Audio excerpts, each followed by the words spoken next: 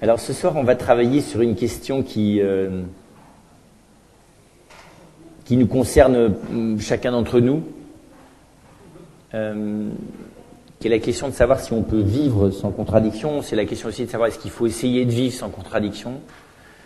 C'est la question de savoir qu'est-ce que c'est qu'une contradiction, qu'est-ce qu'on fait avec, qu'est-ce que ça fait dans l'existence, pourquoi est-ce qu'on est contradictoire.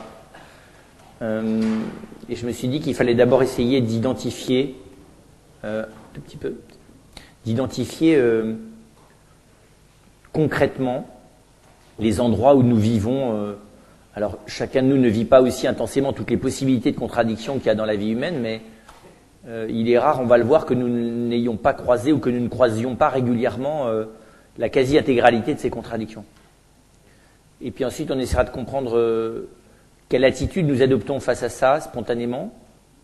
Comment est-ce que le monde dans lequel nous sommes, évidemment, n'est pas neutre sur cette question. Et puis ensuite, qu'est-ce qu'on fait avec? Et qu'est-ce que ça signifie? Alors, pour faire simple, je me disais, mais, avant d'analyser empiriquement, on voit bien que la contradiction la plus connue, c'est celle entre les paroles et les actes. Qui n'a pas énoncé des choses qu'il n'est pas parvenu à faire, ou bien parce que les circonstances l'en ont empêché, ou bien parce qu'il avait estimé qu'il allait en être capable. Enfin, les expériences d'avoir les yeux plus gros que le ventre, c'est une contradiction qu'on a tous eue comme enfants. La contradiction aussi, j'allais dire, du décalage qu'il peut y avoir entre la conviction qu'on peut avoir dans le discours, et puis des fois la faiblesse des résultats effectifs qu'on est capable de produire pour démontrer la vérité de ce discours. Il y a aussi des contradictions qui sont de situation à situation, c'est-à-dire que dans deux situations différentes, on va faire exactement l'inverse. Alors qu'en soi, on aurait dû faire la même chose, simplement parce que, enfin, c'est tout bête, hein, il y a des circonstances où d'avoir été un peu exaspéré par l'autre génère chez nous une très grande patience, et dans d'autres circonstances, un énervement extrêmement rapide et violent, sans aucune raison, enfin, dans l'injustice complète, c'est-à-dire qu'en gros, c'est qu'il y a une personne dont la tête nous revient, et une autre personne dont la tête ne nous revient pas. On a tous ces expériences dans la famille. Dans la famille, il y a des gens au même taux d'exaspération objective, on n'a pas du tout les mêmes réactions. Donc on peut être complètement contradictoire d'une situation à l'autre. Dans un cas, on peut avoir fait quelque chose avec courage et héroïcité, et l'heure qui suit, ou la journée, ou l'année, ou les 10 ans qui est plus tard, faire exactement l'inverse dans la même situation, parce qu'on a changé entre les deux. Toutes les situations ne sont pas comparables, mais il ne faut pas non plus que ça soit un argument malhonnête pour récuser le fait qu'il y a des choses où on n'agit pas du tout de la même manière selon les circonstances, et où, si on est honnête, les circonstances ne justifient pas qu'on fasse exactement l'inverse. Je pense beaucoup à Hérode, qui veut pas déplaire à la fille d'Hérodiade. Vous savez, il est là en train de se dans une beuverie avec ses... Et tout d'un coup, il est pris une espèce de folie, et il dit à la fille d'Hérodiade qui danse sous ses yeux, demande-moi ce que tu voudras, je te le donnerai. Et elle dit, amène-moi la tête de Jean-Baptiste sur un plateau. Alors, il n'est pas contradictoire entre ses paroles et ses actes, c'est-à-dire qu'il lui donne effectivement la tête de Jean-Baptiste sur un plateau. Par contre, il est complètement contradictoire entre ce qu'il aurait aimé faire pour Jean-Baptiste et puis ce qu'il fait finalement. Entre la situation de fascination et même d'intérêt qu'il a pour cet homme quand il est dans la prison, et puis finalement la capacité qu'il va avoir en situation de perte de la face, de le réduire à une tête sur un plat. La contradiction aussi entre nos intentions et nos engagements.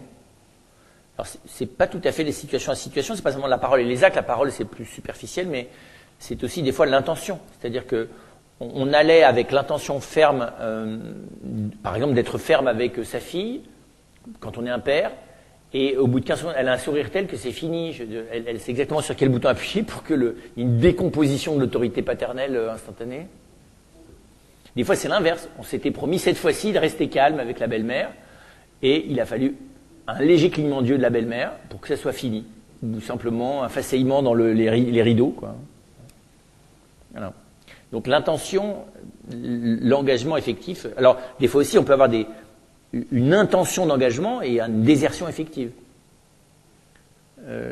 on aurait aimé être courageux et héroïque, sauf qu'on l'est pas du tout, et donc finalement on n'a rien fait. On avait expliqué qu'on allait faire, on s'était même expliqué à soi comment on allait faire, et on s'est dégonflé. Il y a des contradictions aussi internes. Ça, c'est des contradictions visibles, celles que je viens de vous donner. Il y a des contradictions internes entre, par exemple, le désir et la volonté. Je ne veux pas, reprendre, je me souviens très bien, moi, d'avoir été jeune novice, ça s'est un peu calmé quand même aujourd'hui, mais alors quand on est jeune novice de la vie religieuse, on est assez sevré.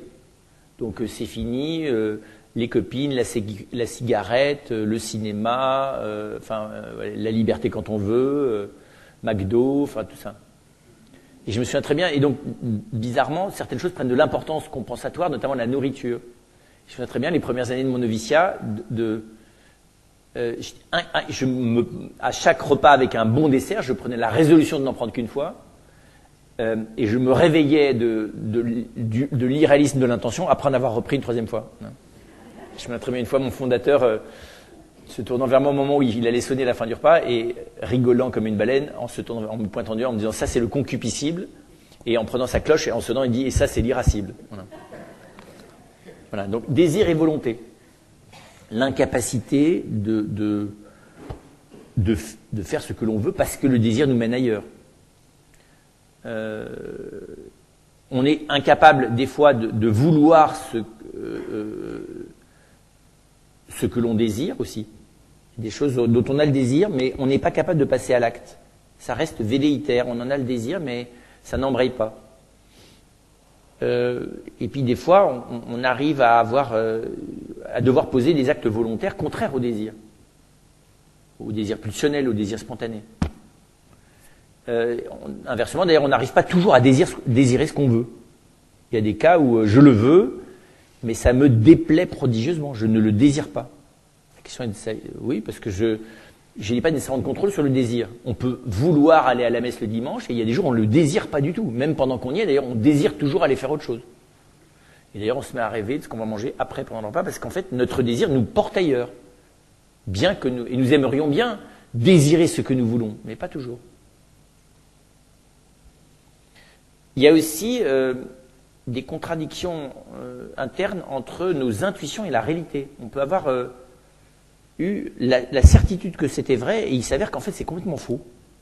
Mais c'est très bizarre, subjectivement, on était convaincu que c'était vrai. On l'a défendu mordicus d'ailleurs. Et quand on nous a montré clairement dans les faits que c'était faux, on a reconnu que c'était faux. Et on n'arrive même plus à comprendre comment est-ce qu'on a pu penser que c'était vrai. Voilà. Et donc c'est assez humiliant ça aussi. De voir que entre le vraisemblable et le vrai, il peut y avoir des contradictions complètes. Des choses tout à fait vraisemblables peuvent être parfaitement fausses, et des choses tout à fait vraies peuvent être parfaitement invraisemblables, pardon. Vous savez, il y a des situations biscornues, vous expliquez ça, les gens, ils disent mais tu te payes de ma tête. C'est tout simplement pas possible. Surtout pas toi. Manque de chance, c'est ce qui s'est passé. Il y a aussi, on le connaît, des contradictions et des conflits entre les logiques d'intérêt et les logiques de don, par exemple.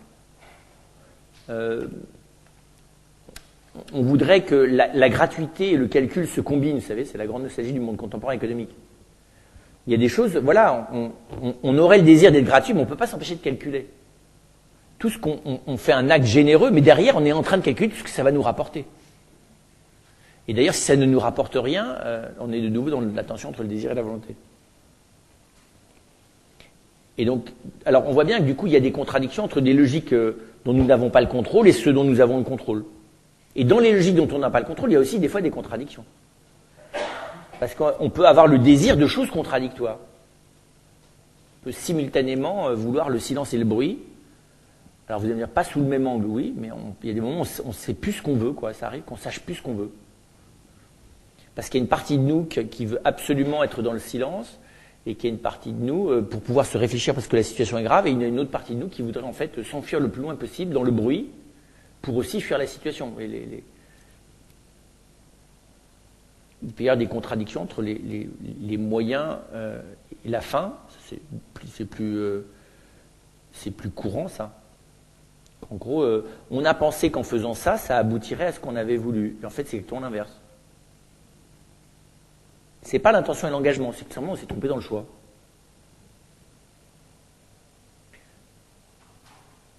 Vous savez, c'est des fois où on s'obstine alors qu'on sait que c'est stupide, par exemple, c'est très bizarre ça. On sait très bien qu'on s'est trompé 3 fois déjà là, que de toute façon, parti comme c'est la série noire. On va se tromper encore 15 fois, c'est dans les directions, vous n'avez pas votre GPS. Et on s'acharne, vous savez, les chaînes, les petites chaînes d'or, vous savez, ça fait des nœuds, quoi. Il faut défaire le nœud. Et on voit bien que plus c'est stupide, plus on s'acharne. On se dit, mais c'est totalement absurde, quoi. Je vais clairement pas y arriver, et je peux pas m'empêcher de réessayer. On est à la limite du trouble obsessionnel compulsif, qui est l'effet d'une contradiction interne. Et puis, il y a des contradictions, alors, pour l'instant, je prends contradiction au sens large. Hein. Il y a des origines intrinsèques des contradictions. Des choses qui sont pas contradictoires, mais pas loin. D'abord, il y en a une qui est très générale, c'est le corps et l'âme, ou l'esprit et la matière. On voit bien, il y a des contradictions permanentes entre la rapidité de l'esprit et la lenteur du corps. Entre l'intelligence dans ce qu'elle a libéré, on peut être à la fois très intelligent dans certains domaines et d'une lourdeur et d'une inertie extraordinaire dans d'autres. Je dis, on peut avoir un désir très fort et que le corps est incapable de suivre. Je pense à un homme que je succède à Avignon, là, qui a été aumônier. Et alors, dès qu'il est dans sa voiture, il se met à rouler à toute allure, mais il peut plus marcher parce que le corps ne le tient plus. Et c'est très difficile d'avoir l'esprit rapide et le corps lent. Et c'est vrai que l'humain est fait de deux choses dont Descartes prétend à tort que ce sont deux substances, mais en tout cas qui sont quand même pas tout à fait de même nature. L'esprit fonctionne à la vitesse de la lumière. On voit ça chez les surdoués. Les surdoués sont des gens qui vivent en permanence dans la contradiction entre l'esprit et la matière, parce qu'ils ont un esprit extrêmement rapide et souvent extrêmement polyvalent, mais ils ont un mal fou à accepter que la matière, le réel, le concret, ne puisse pas suivre la vitesse de leur intuition. Parce qu'on peut penser 3 choses à la fois. Ça ne veut pas dire qu'on peut toujours faire 3 choses à la fois.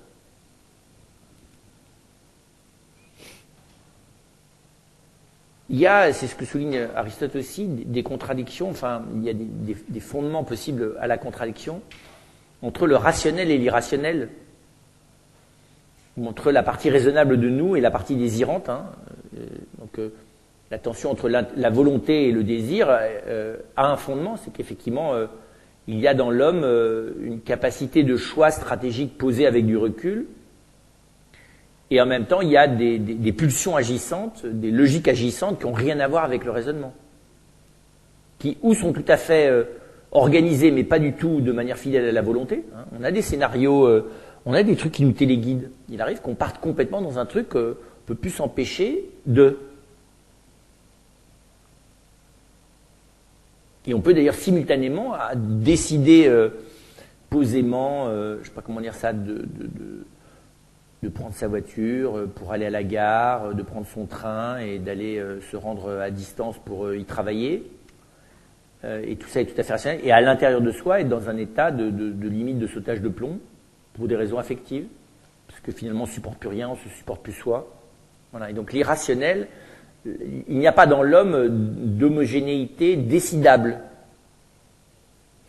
Il y a une inhomogénéité entre la rationalité analytique ou la rationalité gestionnaire ou la rationalité maîtrisante, la rationalité efficace, et puis une part d'anarchie dans les logiques affectives, ou des fois, pas une anarchie, mais des stratégies qui sont contraires ou très différentes des stratégies rationnelles. C'est ce qui fait d'ailleurs de manière bizarre qu'on peut poser un acte avec 3 motivations différentes. D'accord ? Il y a la motivation consciente. Là, je suis juste en train de dire bonjour à quelqu'un. Il y a la motivation inconsciente. J'aimerais bien que ça soit agréable à la personne. Et en fait, c'est finalement la vraie motivation du fait que je dise bonjour, parce que dire bonjour, au revoir ou n'importe quoi, lui demander du feu, de toute façon, c'est égal. Et puis, il y a une raison plus profonde encore, c'est que, en fait, je ne m'intéresse pas à la personne, mais je m'intéresse à l'effet qu'elle a sur moi. Bon, c'est 3 niveaux de motivation. C'est pas parce que je suis intéressé à l'effet que la personne a sur moi que je suis pas aussi capable d'être quand même attentif à la personne. Ni que je suis incapable de lui demander effectivement comment va-t-elle ou quelle heure il est. Donc on a nos actions ne donnent pas lieu à des motivations uniques et univoques.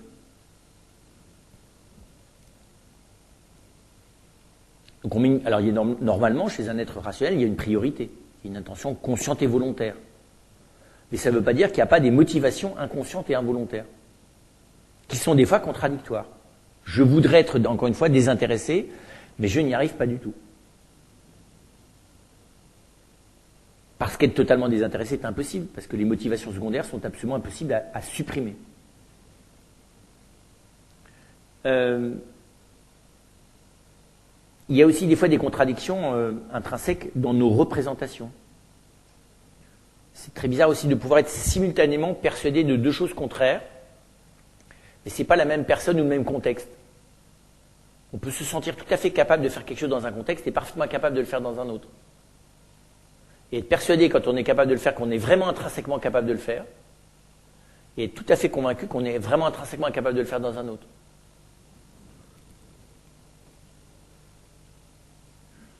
Et puis il y a un fondement aussi à la contradiction, qui est plus vaste, celui-là, c'est la tension entre l'individu et la collectivité. Et il peut y avoir, et nous pouvons vivre, ça c'est des contradictions de situation à situation, hein, des contradictions entre la logique collective et ce qu'elle exige pour pouvoir être respectée ou pour pouvoir être humaine, et mes logiques de survie, de stratégie ou de recherche de mon bien personnel. Donc on peut être devant des décisions impossibles, où il en va ou de la mort de quelqu'un, ou du bien de la nation, ou de la mort d'un tel, ou de la mort d'un tel, et il faut choisir. Des situations impossibles où il faut savoir qui va mourir, parce que de toute façon quelqu'un va mourir. Voilà, quand vous êtes aux urgences, vous êtes urgentiste, vous avez à choisir, si vous avez je ne sais plus quel est le numéro, mais vous avez des urgences qui sont classées par la durée possible de vie. Vous avez des urgences à une demi-heure, puis vous avez des urgences à 20 minutes, puis vous avez des urgences à 5 minutes. Mais quand vous avez 4 urgences à 5 minutes, faites comment? Quand en plus vous en avez une à 20 minutes. Voilà, vous devez choisir. Et donc là, vous êtes devant des contradictions. Dans les urgences.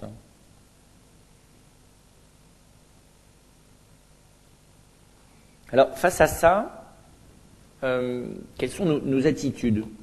Elles sont plurielles. Il y a des attitudes de résignation à la contradiction, ou au contraire des attitudes d'action contre la contradiction.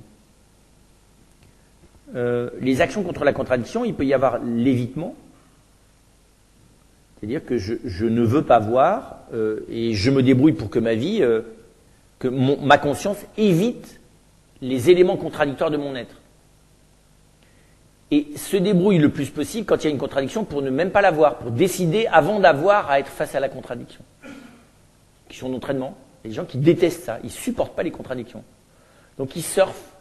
Alors ça avoisine la malhonnêteté par moment. Parce que pour eux, il n'y a pas de choix, il n'y a pas de problème sans solution. Et donc, dès que le choix devient un peu cornélien, ils évitent le choix. En choisissant au pif ou comme ça leur semble intuitivement, en arrêtant de réfléchir à une des deux hypothèses, ou on trouve une pirouette par laquelle le choix n'est plus nécessaire. Comme les gens qui n'aiment pas la confrontation, qui intuitivement arrivent à éviter le conflit. En tout cas au premier degré. En générant d'ailleurs un maximum de conflits au deuxième degré. Donc évidemment, éviter la contradiction, c'est la créer, par excellence. Hein. Parce qu'il y a une part du réel que je ne veux pas voir. Et souvent, pour ne pas le voir, il faut que je prétende voir. Parce que vous voyez que si vous évitez lâchement, de manière visible, ce que vous voyez bien, c'est pas honnête. La malhonnêteté est difficile à assumer de manière sereine, quoi. Ou alors, il faut en faire une esthétique.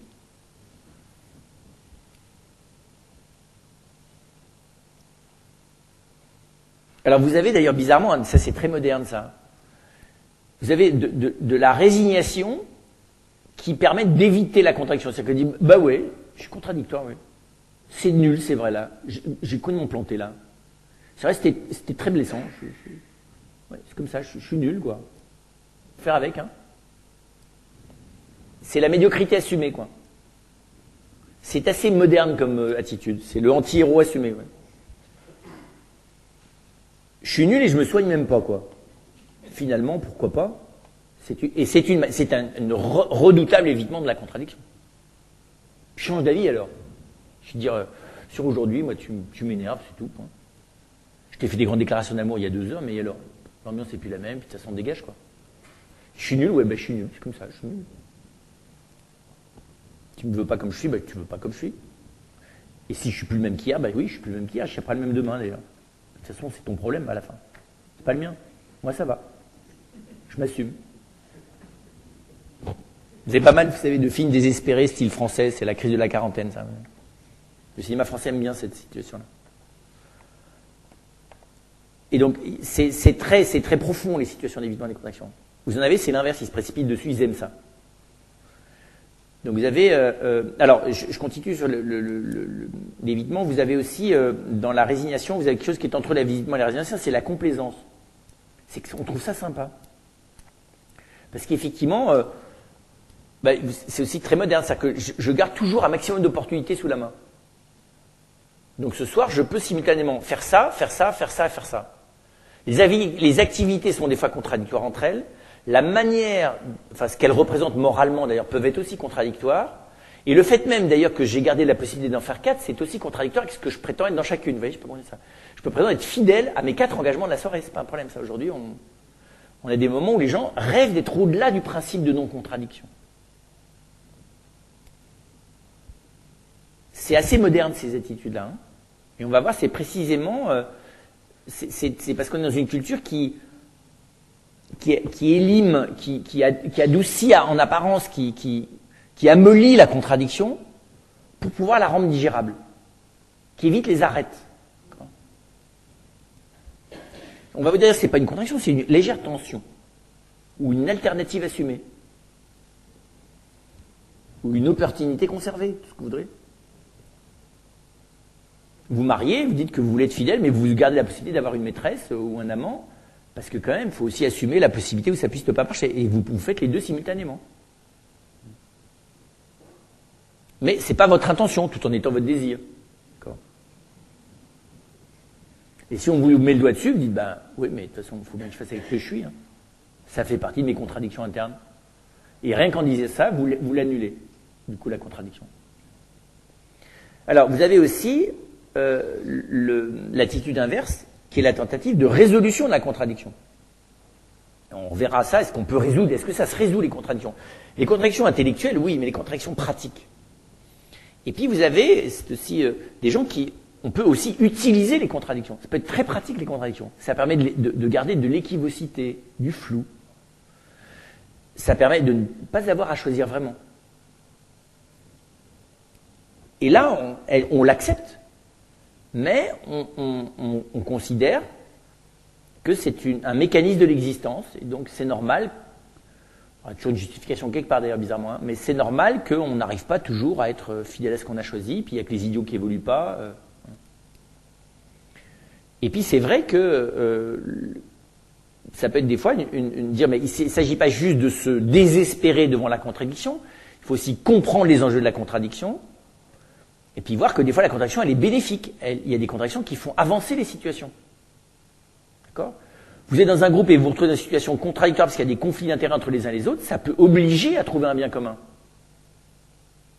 D'accord ? Il peut y avoir des contradictions entre mon désir et ma volonté qui va m'obliger à voir que ma volonté finalement n'est pas aussi forte que je le voudrais et que mon désir est peut-être pas aussi malsain que je le craignais.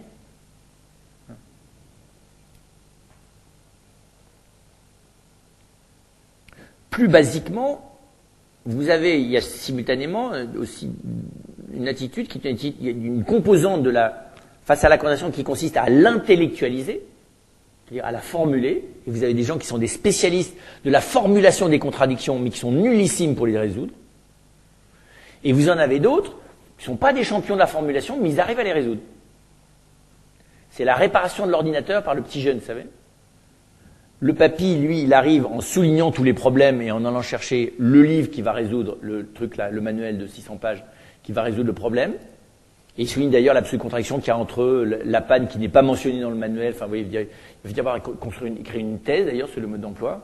Et le petit jeune de 17 ans qui bidouille 3 fois, vous voyez, qui Il ne sait pas très bien ce qu'il a fait des trucs qui sont d'ailleurs pas totalement cohérents, mais à la fin ça marche. C'est énervant pour l'autre. Vous en avez un qui a intellectualisé la contradiction, qui a bien l'intention de faire un procès à SFR, et puis celui qui a assumé. Les gens qui sont dans les principes, ils vont vous dire, mais oui, mais on ne peut pas me réclamer, un opérateur ne peut pas me réclamer ça et ça, c'est incohérent. C'est la jeune génération qui dit, mais de toute façon, c'est comme ça, quoi. Donc, fais avec. Faire avec, c'est peut-être pas assumer d'ailleurs. Hein. Est-ce qu'on assume, ou est-ce qu'on fait avec, ou est-ce qu'on se résigne, ou est-ce qu'on glisse? C'est pas simple. C'est pas si clair que ça, la contradiction. C'est là qu'on... Et puis on voit aussi, alors ça fait partie de ces attitudes, hein, vous avez des gens qui intériorisent la contradiction.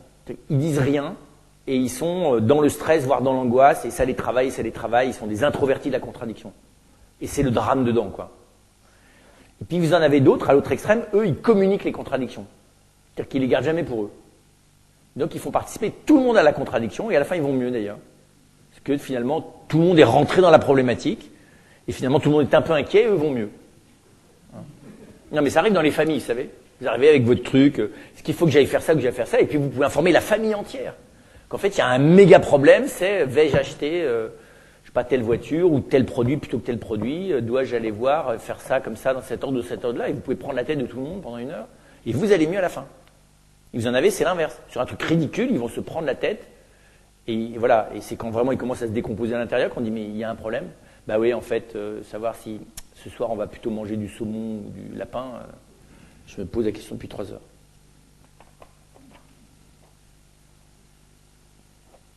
Alors, tout ça, c'est vieux comme le monde, hein, je ne fais rien que vous annoncer de très très original. Mais il y a une question qui est le fait qu'on est dans un environnement qui à la fois augmente les contradictions et les utilise. Alors d'abord, comment est-ce que mécaniquement la contradiction est augmentée? D'abord parce que le nombre d'informations, le nombre de vérités partielles que nos moyens de communication permettent de confronter sont innombrables. Donc, en 20 secondes, vous allez trouver quelqu'un qui pense l'inverse de vous sur Internet. Quelqu'un qui fait l'inverse de vous. Une information qui dit autre chose que celle que vous avez. D'accord? Donc, la rapidité avec laquelle nous sommes capables de confronter les informations, bien au-delà de ce qu'un cerveau est capable de faire sur la base d'une expérience personnelle réduite, sans moyen d'information venant de l'autre bout du monde et collectant les informations à très haut niveau en permanence. Donc ça, c'est la première chose. Et puis ensuite, on ne se contente pas d'être dans un monde qui, par les moyens de communication, met les informations, les vraisemblances ou les vérités partielles en opposition, mais on est aussi dans un monde qui met en interaction les intérêts contradictoires. Aussi bien, ou les représentations contradictoires, qui les met en interaction, pas simplement en possibilité de confrontation. Par les déplacements. D'accord? La rapidité avec laquelle une entreprise se développe à l'étranger et se met à développer des intérêts qui ne sont pas nécessairement ceux du pays dans lequel on est. Et donc les contradictions culturelles, les contradictions intellectuelles, les contradictions d'intérêt, et même, je dirais, comment dire ça, les différents niveaux dans la personne sont mis en tension et en opposition. L'opposition entre, je vous dis, les logiques du désir et les logiques de l'économie. Enfin, le fait de ne pas trop dépenser, c'est Noël, quoi. Normalement, tout le monde, là, qui se laisse bien marketer de l'intérieur, enfin, accompagné dans la nécessité du choix, pour le bien de l'économie française, va se retrouver intrinsèquement dans des contradictions telles qu'à la fin, d'ailleurs, vous allez vous fier, finalement, à ce qu'on vous dit pour acheter. Normal? Bah oui. Parce que la contradiction est aussi un moteur de la vente. Vous voulez vendre quelque chose à quelqu'un, enfin moi j'ai jamais fait ça, mais je suis un peu du sud par ma mère, et il suffit que vous mettiez l'acheteur dans une situation de contradiction, il va vous faire confiance, hein. Vous commencez à dire, bah oui, il y a ça, c'est vrai, mais ça aussi c'est intéressant, c'est vrai. Puis il y avait aussi ça. Et c'est pas facile de choisir, c'est vrai que finalement c'est assez, ça se vaut quoi, hein. Pas au point de vue de l'argent bien sûr, hein, mais ça se vaut du point de vue des intérêts, et puis il y aurait peut-être aussi ça d'ailleurs. Et à la fin, la personne, elle va vous acheter ce que vous avez décidé, hein. Tellement elle est perdue dans les contradictions, vous venez de lui mettre en scène. D'accord? Alors aujourd'hui, vous avez des gens qui sont très forts, des acheteurs qui mettent le vendeur en contradiction. Voilà, parce que des fois, c'est la guerre. Et qui vont se faire un vendeur. Et donc ils y vont, et ils sont contents de le mettre en bourrique, de lui faire sortir 25 000 trucs, de mettre les trucs en opposition. Et d'ailleurs aujourd'hui, je dis ça parce que moi j'ai travaillé avec Decathlon et on forme les vendeurs à repérer ces gens-là. Qui vont rien acheter, ils vont se faire un vendeur. Mais dis donc, vous allez dans un hypermarché, vous commencez chez Decathlon ailleurs, dire, ah bah oui, et ce vélo, et puis cette pompe, et cet autre vélo, ah bah finalement, peut-être celui-là, ça m'intéresserait aussi. Et puis vous avez 20 vélos autour là, voilà. Et si le vendeur est un petit jeune, bah il met du temps avant de comprendre qu'on est en train de se payer de sa tête. Voilà. C'est des choses bizarres, mais c'est ce que génère ce monde, parce que il passe son temps, notamment dans les logiques de vente, passe par, fonctionne d'autant mieux qu'on met les gens dans des états contradictoires à la fin, au bout duquel ils ne savent plus choisir. Ensuite, plus profondément, on est dans un monde qui est contradictoire. Parce que entre la philosophie de l'Occident et sa manière d'organiser l'espace et le temps, on est dans des contradictions radicales. Entre ce qui est censé être la démocratie depuis Rousseau et ce qu'elle est effectivement au XXIe siècle, on est dans des contradictions radicales. Et on est dans une contradiction majeure permanente entre le collectivisme massif dans lequel on est et l'individualisme narcissique dans lequel on s'installe. Et on a du mal à comprendre comment ça se fait qu'on soit de plus en plus collectiviste et de plus en plus individualiste. De moins en moins nous-mêmes et de plus en plus centré sur nous. Voilà. Donc on est dans un monde qui, pas volontairement, mais peut-être qu'une des caractéristiques majeures de ce monde que nous venons de techno-économico-communicationnel que nous venons de fabriquer en 50 ans, peut-être qu'une de ses conséquences majeures, c'est l'augmentation de contradictions personnelles et collectives à assumer 24 heures sur 24. Aussi bien sur le plan cognitif que sur le plan actif. Et je vous dis, l'exemple tout bête, c'est que ce que le réel d'il y a 100 ans vous laissait comme possibilité d'action, ou vous voyez, le nombre de possibilités, de moyens, d'opportunités sur une action donnée était réduit. Aujourd'hui, l'environnement dans lequel on est met à votre disposition 5, 6, 10, 100 fois plus de possibilités. Et donc un nombre de contradictions potentielles bien plus élevé.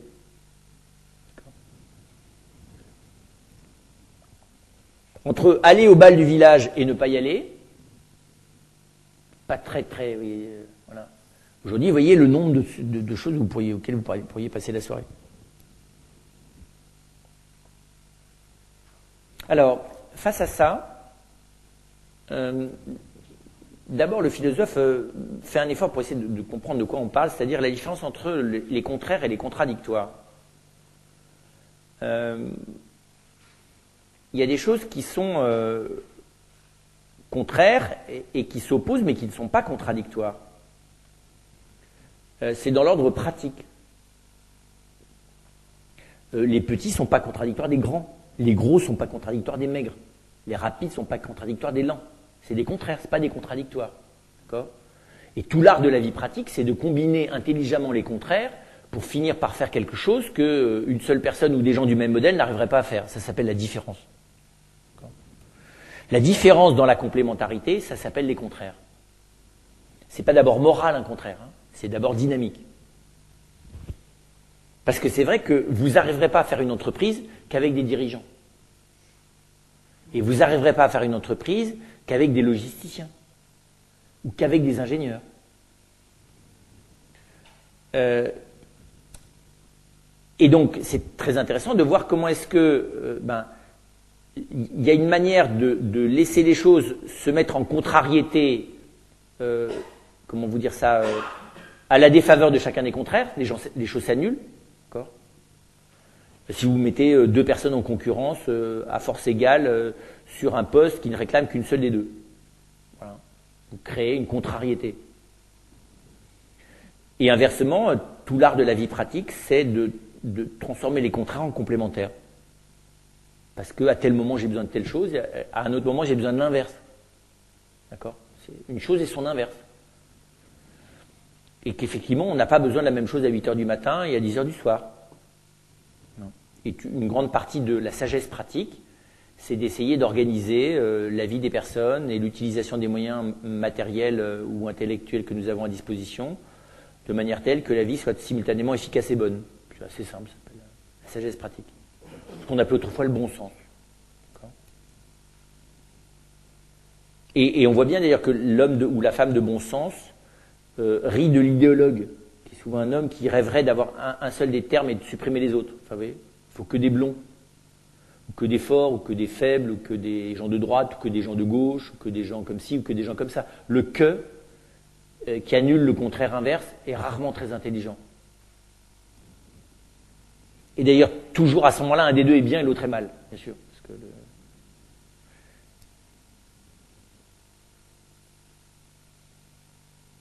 Par contre, ce qui est contradictoire, c'est ce qui ne peut pas exister ensemble. Normalement. C'est ce qui... c'est une chose ou c'est l'autre. Ça peut jamais être les deux. Et prétendre que ça peut être les deux, c'est un mensonge.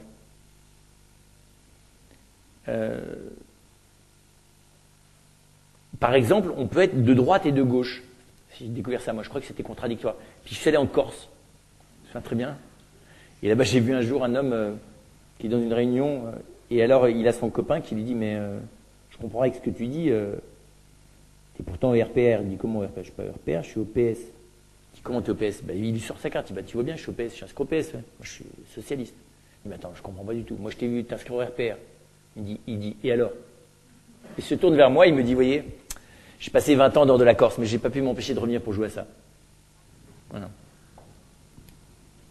Mais tout le monde sait qu'on est de gauche par le cœur, de droite par le portefeuille ou l'inverse. Enfin, on est de gauche avec la belle-mère et de droite avec la nièce, ou l'inverse plutôt d'ailleurs. Mais quand on est un homme, et donc on est, comment vous dire ça, la contradiction, c'est quand, encore une fois, quand les mêmes choses, enfin quand deux choses à un même niveau prétendent exister ensemble.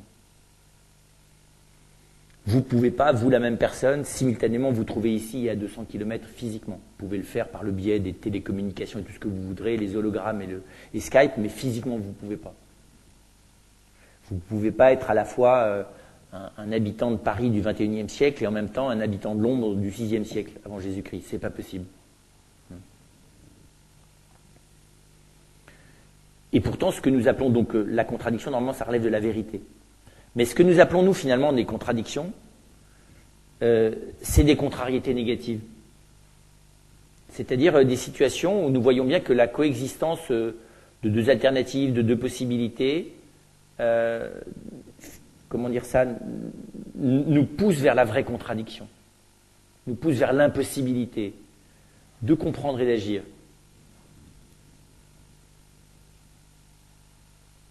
Et donc il y a, comment dire ça, je dirais il y a deux manières de regarder cette question de la contradiction. Voir comment est-ce que souvent les termes de la contradiction, parce qu'on en est là, alors il peut y avoir 2, 3, 4 termes de choses contradictoires, ou bien on essaye de les gérer pratiquement. Et je vous le disais tout à l'heure, très souvent quand on ne prend pas le temps de la réflexion, la contradiction aboutit à l'évitement, ou elle aboutit à une certaine désagrégation, un désordre dans la personne, une incapacité à assumer son existence, une augmentation de l'angoisse, jusqu'à la perte de l'identité, voire la folie. Et donc, on voit bien que la contradiction ne peut pas être traitée uniquement de manière pratique et à la légère. Elle doit d'abord être réfléchie. Et on doit, du coup, distinguer les lieux où il y a simplement des choses contraires et sur lesquelles il va falloir choisir ou organiser. Organiser quand les deux contraires peuvent coexister, mais à des moments différents sur des choses différentes. Et puis, au contraire, il faut résoudre à un moment donné où un des deux contraires est négatif. C'est-à-dire que faire ça et faire ça, c'est pas du tout équivalent pour le bien d'autrui, pour la cohérence de ma personne par rapport au choix que j'ai fait, pour le futur de mon entreprise, pour le futur de ma famille. C'est pas la même chose. Les deux sont vraiment possibles. Mais les conséquences et la cohérence, autrement dit, le bien qu'ils constituent sont tout à fait différents. Et donc, il faut soumettre la contradiction à la question de qu'est-ce qui est bon. Puisque la contradiction, et là je vois que tout ne se vaut pas. Et le problème de notre monde, c'est qu'il augmente les contradictions parce qu'il pense que finalement chacun peut, enfin comment dire ça, assigner une valeur qui est celle qu'il veut à ce qu'il veut, et que s'il décrète que pour lui c'est bon ça, pourvu que ça soit légal, c'est bon. Et donc concrètement, la maturité humaine, l'adolescent est typiquement quelqu'un de contradictoire. Pourquoi ? Parce que il n'a pas encore la capacité, ou il est en train d'apprendre, mais difficilement, parce que c'est à travers une espèce d'expérience affective souvent assez anarchique. Mais le passage à l'âge adulte, chez l'homme, chez la personne humaine, c'est précisément la capacité à voir que entre les choses contraires, il y a des contradictions de manière telle que tout ne se vaut pas. D'accord ? Donc saisir les contradictions à l'intérieur de notre existence, accepter qu'il y en ait, et tenter de les rendre conscientes et lucides, doit nous aider à voir qu'il y a des endroits où nous avons effectivement le choix et où les choses ne se valent pas. Et que si nous les maintenons, si nous ne voulons pas les voir, c'est parce que nous n'avons pas le courage du choix dont nous savons que finalement il faut le faire. Et donc il y a dans la vie humaine tout un nombre de contradictions qui sont des contradictions par lâcheté, par désertion tout simplement du réalisme de la réalité humaine et de la réalité de la responsabilité humaine. Ça, ce sont les contradictions à résoudre. Celles dans lesquelles il y a, en tout cas au vu d'un discernement sur ce qui est bon pour l'homme, un vrai choix à opérer. Alors il y a des fois où les choses se valent, mais ce n'est pas de la contradiction. Vous mangez pour ce repas une pomme ou une banane, si ce n'est pas votre santé qui est en jeu de manière grave parce que vous êtes allergique de manière mortelle aux bananes. Voilà, là on n'est pas dans la contradiction, c'est la psychologie peut être délirante. Je peux transformer, je vous disais tout à l'heure, n'importe quel contraire en contradiction fondamentale et en enjeu métaphysique tragique de manière telle que de toute façon je vis dans le drame en permanence. Et c'est très souvent parce que précisément il y a des contradictions internes dont je ne m'occupe pas et je les projette sur les choix secondaires. Et donc il me semble qu'il faut là j'ai à chercher à vivre sans ces contradictions qui me détruisent, sans ces situations dans lesquelles je ne veux ni discerner le vrai, ni discerner le bien, où je ne parviens ni à discerner le vrai, ni à discerner le bien, alors que les enjeux existentiels sont importants pour moi. Et donc la résolution des contradictions, c'est un grand chantier de la vie humaine. Ça s'appelle la recherche de la vérité et de la sagesse. Et une des raisons de la philosophie, une des raisons de la sagesse, c'est précisément d'acquérir les outils de discernement des contradictions réelles, et l'acquisition des vertus morales, c'est précisément l'acquisition des moyens de mettre en œuvre la résolution effective de contradictions pratiques. La question est de savoir, est-ce que toutes les contradictions sont néfastes ? Là, je suis en train de vous parler de contradictions néfastes. Y a-t-il des contradictions positives ? Au sens fort, je vous dis, il y a des logiques à contraire, on peut pédaler à l'endroit, on peut freiner, on peut au contraire accélérer, on peut embrayer, on peut débrayer, tout ça c'est des contraires, mais c'est des contraires qui enchaînés les uns aux autres, on ne peut pas faire simultanément les deux. Mais c'est des contraires qui enchaînés les uns aux autres permettent ce qu'on appelle la dynamique humaine. Alors oui, il y a des contradictions positives, c'est celles qui sont apparentes. C'est celle qui donne lieu au débat. C'est celle qui donne lieu à la discussion. C'est celle qui donne lieu à un dépassement de l'apparence contradictoire. Autrement dit, autant il y a des contradictions auxquelles il faut s'attaquer, au sens fort du terme, avec courage, patience et discernement, autant il y a des contradictions qu'il faut se donner le temps de lever. C'est tout simple, hein. C'est dans un débat familial. On peut avoir des avis contradictoires sur ce qu'il faudrait faire ou sur ce qui est vraiment la sagesse des choses. Aujourd'hui, là, on a plein de débats en France sur la question du mariage homosexuel, de l'adoption d'enfants par les homosexuels, du bienfait ou pas du bienfait, du dépistage de la trisomie de manière pas chère dès les premiers jours de la grossesse. Enfin, c'est plein de questions, ça. De l'euthanasie légalisée, pas légalisée, de qu'est-ce que c'est accompagner quelqu'un en fin de vie en sachant qu'à partir d'une certaine dose de tranquillisant, de morphine, le risque de mourir est très élevé. Voilà, est-ce que c'est la même chose ou est-ce que c'est l'hypocrisie de ne pas assumer le fait que la personne finalement finit par la liquider ? Est-ce que c'est ce qu'on fait ? Voilà. Qui pourrait prétendre que tout ça est parfaitement clair au bout de 5 minutes de réflexion? Juste des gens qui ne respectent pas l'intelligence ou des gens qui ont déjà fait un énorme travail. Les gens qui ont fait un énorme travail savent que le travail est énorme là-dessus et que donc ça ne se résout pas en 5 minutes. Là, il y a des choses qui apparaissent contradictoires dans les opinions, dans les situations, dans les manières de voir. Ça, c'est la contradiction qui réclame débat. Et qui, des fois, réclame une compréhension polyvalente, ou ce qu'on appelle en philosophie analogique, c'est-à-dire selon plusieurs angles différents de la même situation. Il y a même des situations où il n'y a pas de décision simple.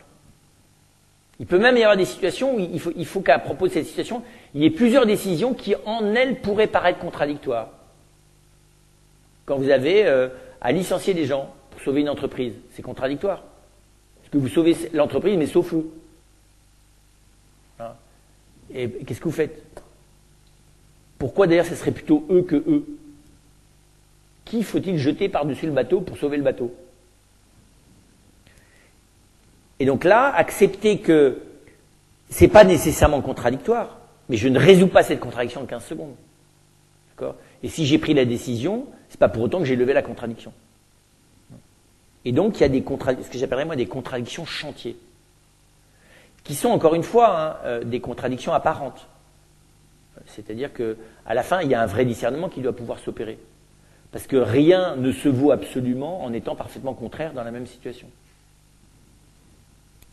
C'est ce qu'on appelle d'ailleurs le principe de non-contradiction. Et puis, il y a une troisième situation, ce sont les contradictions apparentes mais insolubles. C'est-à-dire des contradictions à l'intérieur de nous, à l'intérieur de la vie sociale, que je ne pourrais pas résoudre. D'abord parce que ce n'est pas mon pouvoir, et puis parce que je ne vois pas comment les résoudre. Si le monde était autrement, je le verrais, mais vu comme le monde est, je ne le vois pas. Et ça, c'est pas facile d'accepter qu'il y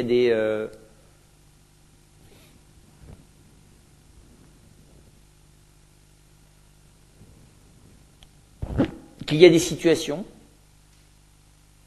qu'il y a à l'intérieur de nous, encore une fois, des choses qui sont contradictoires. Je peux simultanément avoir une vraie volonté de vouloir du bien à quelqu'un avec intelligence, générosité, bienveillance, et en même temps involontairement nourrir une haine profonde de cette personne, et ne vouloir qu'une seule chose, c'est sa destruction. Enfin, désirer qu'une seule chose, c'est sa destruction de la manière la plus terrible qui soit. Ça, c'est pas des contraires, c'est des contradictions pour la personne. Parce que la personne, du coup, est agie par deux logiques contradictoires. Alors, pas au même niveau, puisque normalement, on espère que la volonté prend le dessus sur la logique du désir. Mais c'est quand même terrible qu'à l'intérieur de soi, on soit animé par une logique du désir qui n'a rien à voir avec les actes qu'on pose.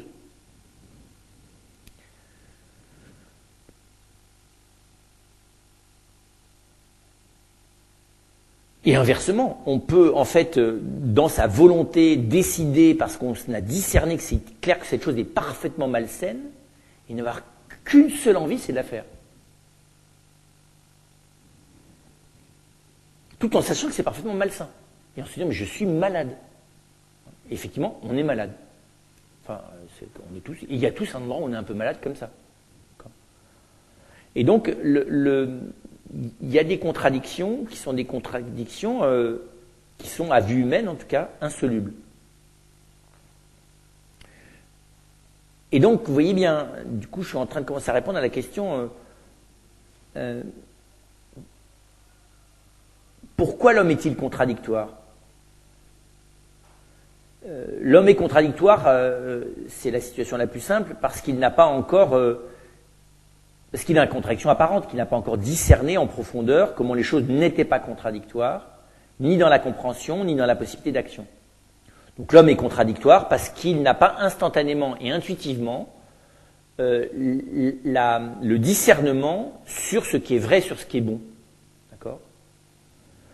Dire que le mur est blanc, c'est pas très difficile, mais discerner ce qu'il en est vraiment, la complexité des relations entre moi et je sais pas trop quoi, mon cousin, c'est du temps, d'accord? Et donc l'homme est contradictoire parce que la contradiction, c'est le temps de la connaissance vraie, le temps du discernement de l'action à opérer, et le temps de la mise en œuvre d'une action cohérente. Ça fait beaucoup de choses sur lesquelles il faut de la patience. Et donc, je dirais, l'homme est contradictoire par immaturité cognitive et dans l'action.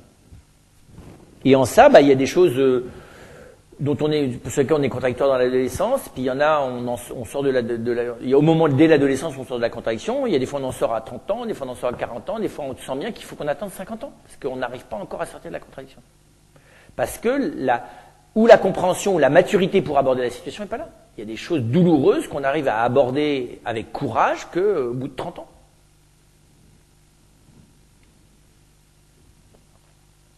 Et donc c'est la première, il me semble, l'homme est contradictoire ou dans la contradiction apparente parce qu'il est un homme d'acquisition lente de la compréhension et de la capacité d'agir selon son discernement. Ensuite, l'homme est contradictoire parce qu'il est libre. Et qu'il a effectivement la possibilité d'agir de telle ou telle manière, et ces deux manières d'agir sont contradictoires. Et donc, la contradiction qui apparaît dans nos vies humaines, celle dont je disais il faut les résoudre, c'est celle qui met en jeu notre liberté ou notre responsabilité. D'accord ? Donc, c'est une chose de dire l'homme est contradictoire parce qu'il discerne lentement. C'est autre chose de dire l'homme est contradictoire parce qu'il est un être en puissance, il est un être qui est en partie indéterminé et qui peut choisir ce qui est bon pour lui ou ce qui est mauvais pour lui, ce qui est bon pour l'autre ou ce qui est mauvais pour l'autre. Et que c'est la vocation de l'homme d'apprendre à assumer dans la durée la vérité de son être et le bien de ses actes. D'accord ? Autrement dit, que l'homme n'est pas spontanément fidèle et cohérent dans la durée. Et que c'est une chose déjà de l'être à un moment donné, d'essayer d'être vrai et d'être courageux, c'est autre chose de l'être dans la durée. Parce qu'il y a des choses, dont je vois bien que, j'ai décidé de faire ça quand j'avais tel âge, et aujourd'hui je vois mieux l'erreur relative qu'il y a pu y avoir dans mon choix, et en même temps, les conséquences du choix que j'ai fait, il faut que je les assume. Enfin, oui. Et donc, l'homme, ça fait partie de la vocation de l'homme, d'avoir à assumer la responsabilité de ses actes et les conséquences. Alors, donc d'apprendre à assumer, à apprendre à poser des actes responsables, c'est-à-dire des actes qui cherchent à résoudre les contradictions, et c'est plus douloureux, des actes qui apprennent aussi à assumer les conséquences contradictoires qu'il y a pu avoir, parce que à tel moment de ma vie, j'ai choisi ça et j'ai fait ça, et à tel autre moment de ma vie, m'apercevant que c'était une erreur, j'ai rectifié les choses. Mais les conséquences de mon premier acte, et puis des fois, vous avez fait une fois à droite, une fois à gauche, et vous êtes planté dans les deux cas, vous finissez par vous apercevoir qu'il y a une troisième voie, et qu'il faut assumer juste les conséquences durables des deux plantages, quoi.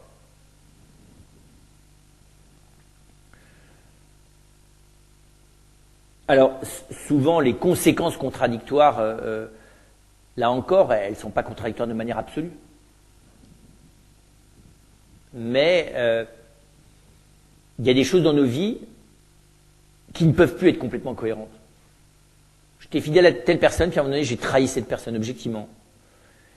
Et puis je me suis laissé complètement piégé par telle autre personne avec qui je me suis à faire des trucs qui ont démoli une partie de mon existence. Puis j'ai fini par retrouver ma tête et j'essaie de revenir vers la première personne. Je ne peux pas annuler le parcours. Je ne peux pas annuler les infidélités, les trahisons, et en dehors d'un regard chrétien, hein, le pardon c'est gentil, mais le pardon ça n'annule pas. Donc il faut que j'assume des phases contradictoires qui ne le sont pas peut-être à l'instant T, mais qui le sont dans la durée. Même quand ça a été d'ailleurs sincère, je peux avoir sincèrement fait une erreur grave à un moment donné de ma vie. J'ai pas toute ma vie à regretter l'erreur que j'ai faite, j'ai à l'assumer par contre. Et c'est là qu'on aboutit à la troisième chose, c'est que l'homme est contradictoire, pas seulement parce qu'il est libre, pas seulement parce qu'il est lent, mais parce qu'il est faillible. Parce qu'il n'est pas maître, finalement, de la cohérence durable de son existence. Il est maître de la recherche de la cohérence, il est maître de la recherche de la vérité. Il est maître d'une part simplement de la responsabilité dans ses actes, mais il y a toute une part de nos actes qui nous échappent. On dit toujours d'ailleurs, si j'avais su. Eh oui, mais tu ne savais pas.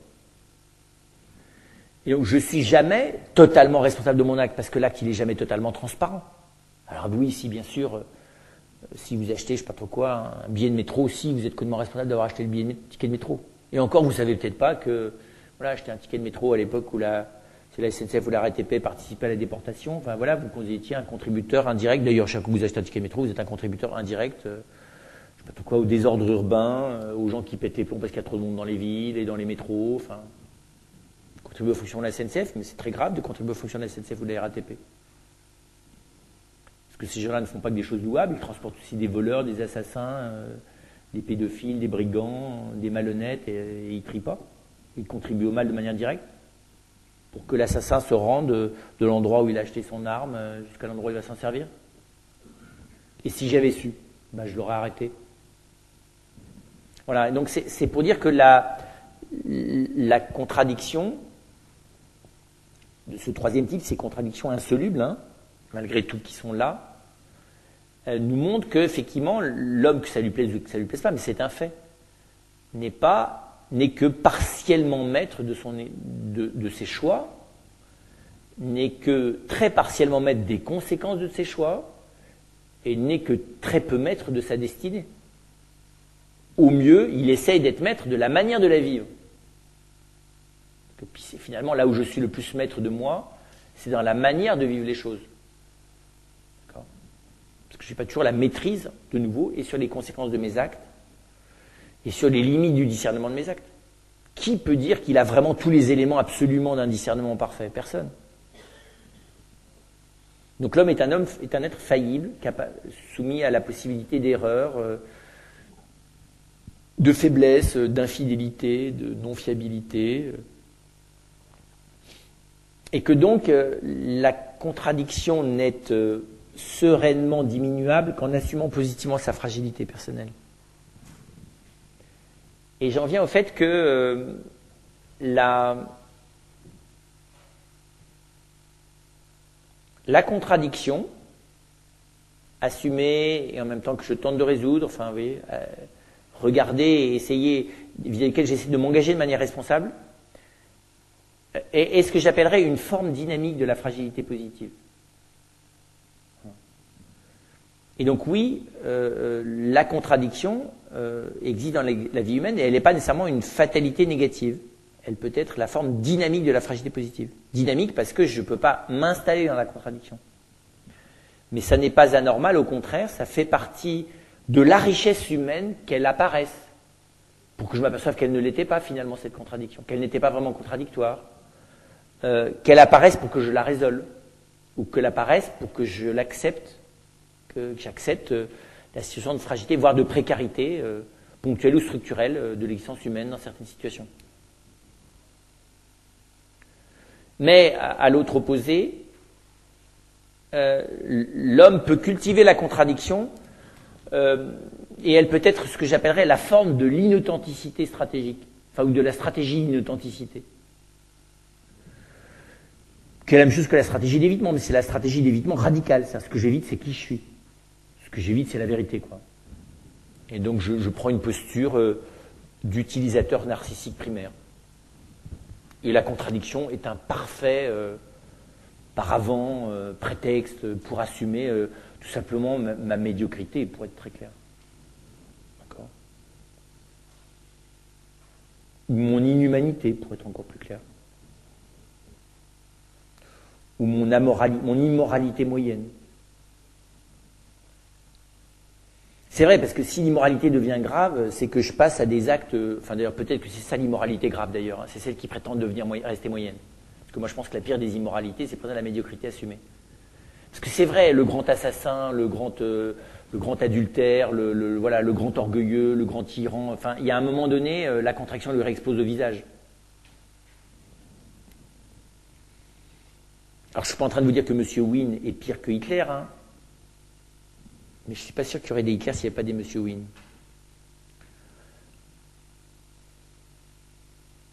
Et puis, alors, ce qui m'intéresse, c'est cette troisième forme, hein, celle de la fragilité, de la contradiction sur laquelle je ne peux rien faire. Et là, je dirais que pour moi, la contradiction, là, c'est une forme tragique de l'altérité. C'est-à-dire qu'il y a un niveau de persistance de la contradiction sur lequel je ne peux rien, qui n'est pas assumable seul. Parce que l'autre ne suffit pas à me sauver de la contradiction, mais l'autre est le seul à pouvoir éviter que je m'y enferme quand elle est devenue fatale. Fatale au sens où il y a des contradictions que je ne peux pas résoudre. Le problème, c'est de ne pas me laisser enfermer dedans. Or, si je suis un être responsable, comment vous dire ça ? Il faut que ma vie ait une valeur plus essentielle en dehors de cette contradiction que la manière dont elle est piégée dans cette contradiction. Et ça, il n'y a que l'engagement envers quelqu'un. Et seul l'engagement envers quelqu'un, et seul quelqu'un engagé envers moi, peut m'aider à sortir des lieux où mes engagements sont, dans leurs conséquences, devenus contradictoires.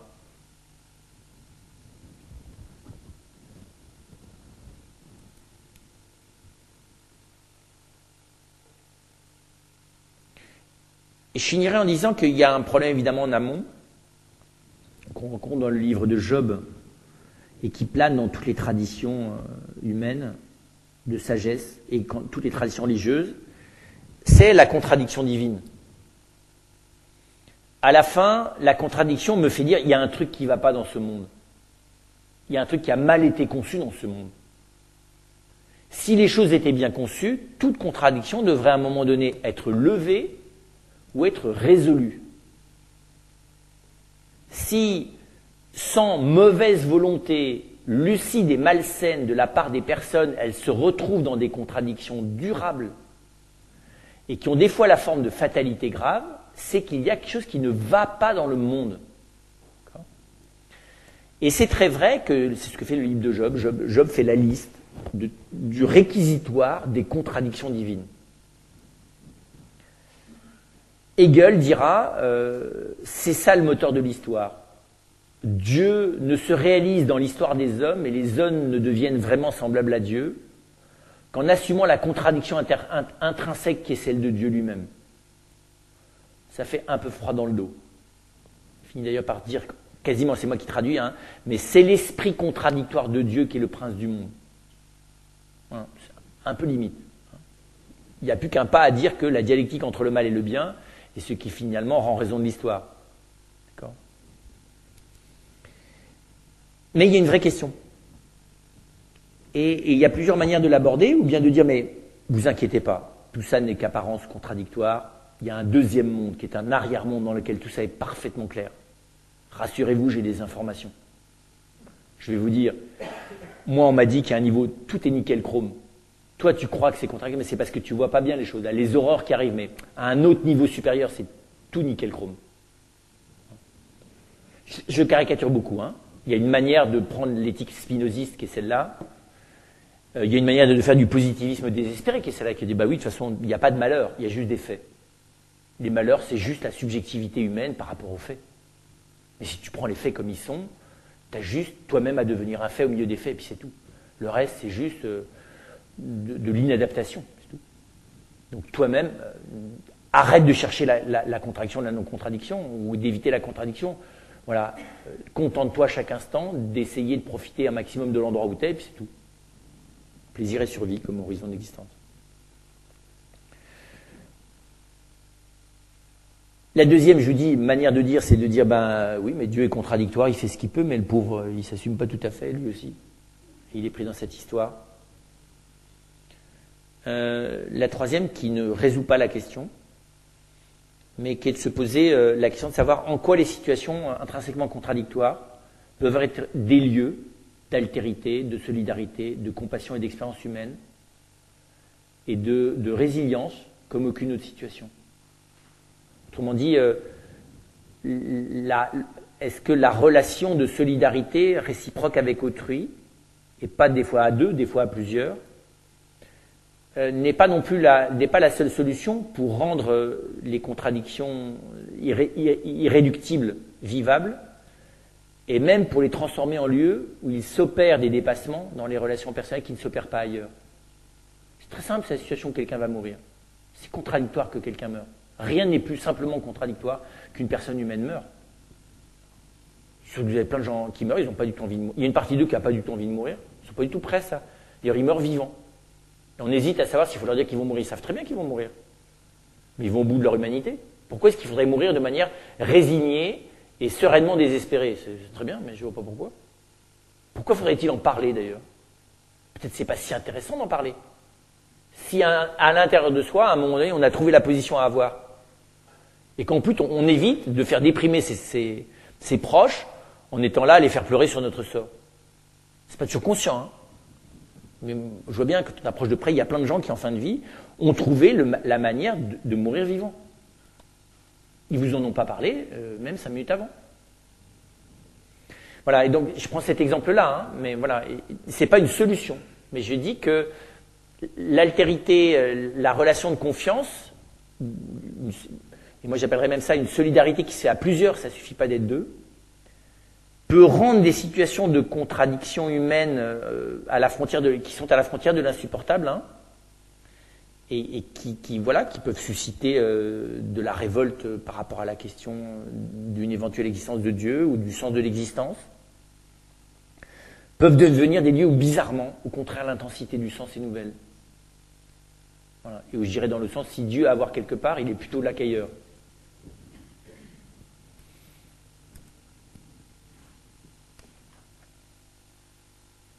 Vous les questions?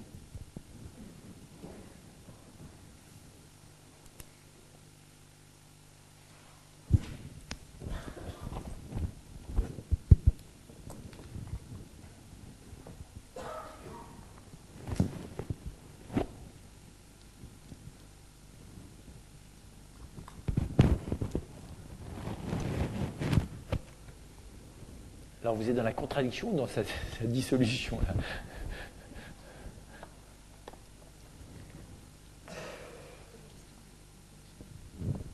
Alors vous avez remarqué, hein, je n'ai pas fait petite méthodologie pour sortir de nos contradictions.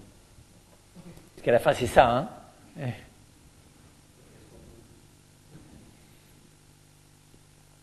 Oui, il y a des choses. C'est d'abord le temps du recul. Et j'ajouterai pas seul. Plus une contradiction nous affecte ou nous impacte, même si c'est que subjectif, et plus j'ai besoin de prendre ce recul à un moment donné avec l'aide de quelqu'un d'autre. Voilà, donc là, oui, je dirais, il y a une petite méthodologie. C'est d'abord de la prise de distance. Pour apprécier si c'est vraiment aussi contradictoire que ça en a l'air, si ça l'est de manière aussi définitive que ça apparaît, et aussi tragique que je le ressens. Donc moi, je dirais recul, se donner du temps pour, là encore, pas seul, envisager les manières de l'aborder, la contradiction. Et prendre le temps de se distancier à l'égard de la manière spontanée dont on l'aborde. Vous avez des gens qui foncent dans la contradiction. Enfin, vous dites, il y en a qui l'évitent, qui l'annulent, qui psychotent dessus. Enfin voilà, donc on a besoin. C'est pas quelque chose qui laisse serein. Sauf celui qui les génère. Ça s'appelle un manipulateur pervers.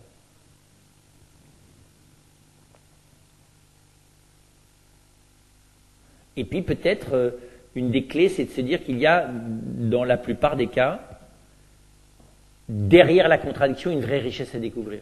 Je pense aussi ça. Donc vous voyez, c'est pas toujours vrai, mais miser sur le fait que ce qui apparaît sous la forme d'opposition insoluble, qui ne crée que des impossibilités, il y a peut-être avec le temps du recul et la manière d'aborder la chose, j'allais dire patiemment et des fois à plusieurs, une richesse qui se disait sous la forme de la contradiction. C'est l'ado, c'est typique l'ado. Mais pas que l'ado. Le surdoué, il est aussi comme ça. Puis il y a des moments de notre vie, voilà, on aimerait que ça soit blanc ou noir. Et en fait, c'est pas blanc ou noir, c'est jaune, vert, bleu, rouge et orange. Et moi, j'aurais préféré que ça soit blanc ou noir. Et je reste dans mon. Donc je vois le orange comme du blanc et le violet comme du noir. Enfin, vous voyez. D'autant plus que vous l'avez compris, on est dans un monde, je ne vais pas aussi souligner, mais complètement binaire, c'est-à-dire que c'est blanc ou c'est noir. Et demain, d'ailleurs, ça sera l'inverse, mais c'est pas grave. Donc, on est dans un monde de la contradiction primaire, j'allais dire.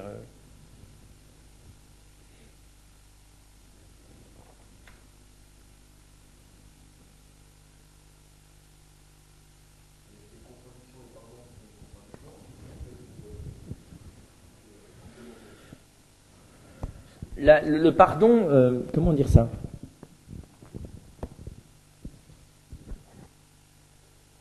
Oui, je n'ai peut-être pas assez souligné. Les contradictions, les situations contradictoires divisent les personnes, bien sûr. Et des fois, la seule manière de dépasser la situation contradictoire dans laquelle on est, c'est le pardon. La vérité est nécessaire, mais à la fin, la vérité ne tranche pas en faveur de l'un ou de l'autre, et tous les deux a décidé à un moment donné dans la phase contradictoire que l'autre avait parfaitement tort et lui parfaitement raison. Et on aboutit là à une situation qui est contradictoire, mais qui est fausse.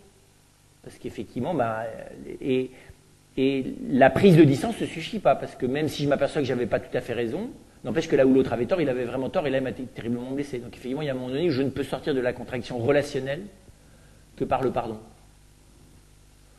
Qui n'est pas l'oubli, qui n'est pas la dissolution des fois du problème, qui est juste le fait de refaire alliance avec l'autre au-delà de la séparation que la contradiction a engendrée. Ensuite, le pardon joue aussi un grand rôle dans le dépassement de la contradiction envers soi-même, à l'intérieur de soi-même. Il y a des choses qu'on ne se pardonne pas, il y a des choses de soi qu'on ne supporte pas. On a du mal à supporter ses propres contradictions. Le pardon, alors là en termes chrétiens, c'est accepter de remettre le jugement sur sa vie à un tiers. Et c'est donc ne pas transformer la contradiction en condamnation, ce qui est très difficile. En jugement puis en condamnation.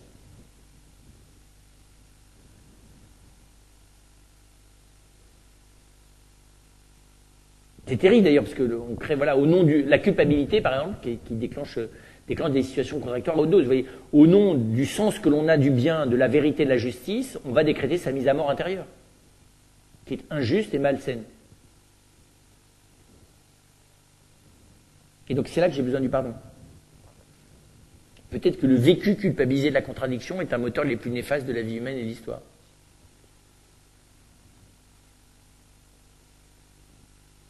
Et que la culpabilité, je rumine de manière narcissique les contradictions. En fait, c'est ça. La culpabilité, elle s'alimente de la contradiction. Parce qu'on va dire, je suis nul, mais au fond, c'est pas ma faute, mais finalement, c'est complètement ma faute. Il vaudrait mieux que les autres n'existent pas, et s'ils étaient autrement, ça serait mieux, et si j'étais pas moi, ce serait finalement la solution. Et on tourne complètement en rond. Donc on est dans la culpabilité, c'est une espèce de manière de chercher de manière compulsive la situation d'une contradiction en l'augmentant. Pourquoi? Parce qu'on est simplement centré sur soi. Et la manière d'en sortir, c'est effectivement d'arrêter de vouloir être juge de mon existence. Ou de la maîtriser de manière rationnelle et cohérente à l'endroit où je ne le peux pas. Et donc m'en remettre à autrui, oui, ça veut dire que j'envisage, c'est ce que fait de manière très belle Camus à la fin, il voulait faire écrire ça, ce qu'il avait prévu d'écrire par petits bouts, on a ça dans son manuscrit, à la fin du premier homme. À la fin du premier homme, Camus, parce que Camus, bien sûr j'avais Camus depuis le début, la contradiction c'est Camus, l'étranger, l'absurde c'est Camus. Le philosophe de la contradiction, il n'y a pas que lui, il y a Kierkegaard aussi, mais c'est Camus. C'est le philosophe de l'absurde. Et l'autre grand philosophe de la contradiction, c'est Hegel. Et celui qui rêve de dissoudre toutes les contradictions, c'est Kant.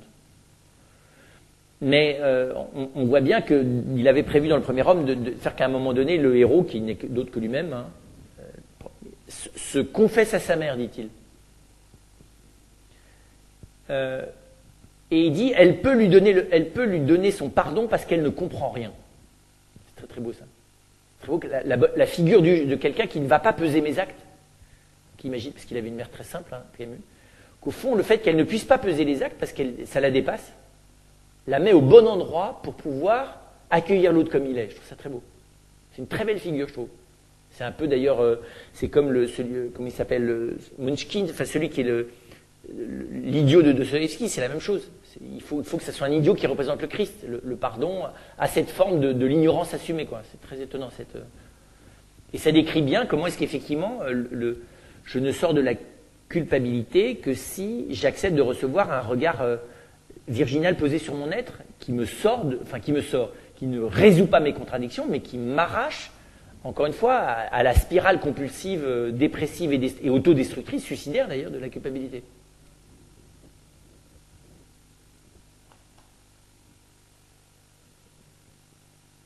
Et c'est vrai, c'est un peu ça l'amitié d'ailleurs. Hein. C'est assumer les contradictions l'un de l'autre et les rendre plus légères. Et d'ailleurs éviter qu'elles deviennent fatales normalement. Parce que voilà, normalement l'ami est celui qui dit à son ami, là tu continues, c'est le mur. Alors que moi je ne le vois pas au contraire comme eux, je le vois comme une fenêtre. Normalement je fais confiance à l'ami qui me dit que lui il voit un mur là où je vois une fenêtre. Avant d'appuyer sur l'accélérateur.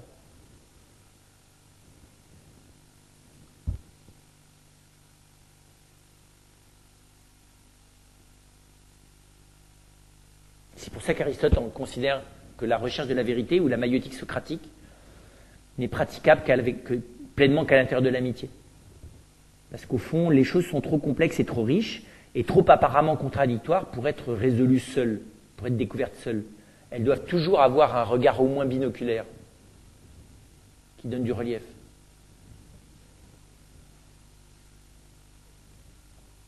Même si Aristote rêvait que la cité soit un lieu presque de résolution, un lieu de l'histoire heureuse. Et imaginez qu'en se concentrant sur la ville heureuse, on allait oublier les barbares. Quoi. Petit côté idéaliste.